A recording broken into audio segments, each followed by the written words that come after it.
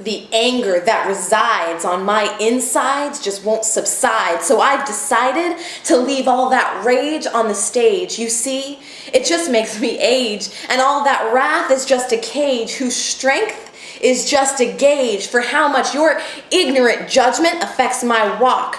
But see, I strolled through hell, and that's real talk, and I'm still standing. My suffering was beyond your capability for understanding. Every day was about withstanding a perpetual emotional crash landing, and every day that you looked at me and shook your head and said the things you said, you had no idea the amount of strength it took just for me to get out of bed and not dread every additional second I was alive, because my life took a dive, and where I used to thrive, I could barely survive. And now that I've made it, you want to be there. But where the hell were you when I was drowning and all you did was stare? You thought I was too needy, and with your time I was too greedy. Or you just didn't bother to ask or look into my eyes and see the mask that I was wearing.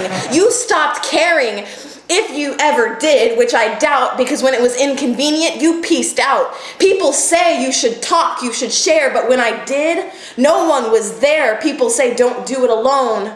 But that's the only way I've known, because as I've grown, I've been shown the only heart you can depend on is your own. And maybe that's jaded, but that's the way my world is shaded. And maybe my trust is faded, but never my hope. Because I'll never stop believing in the slippery slope that leads to change, and in the meantime we cope. But with every spoken word exchange, mindsets start to rearrange. And in that process I see the scope of just how far we get with hope for what can happen downrange.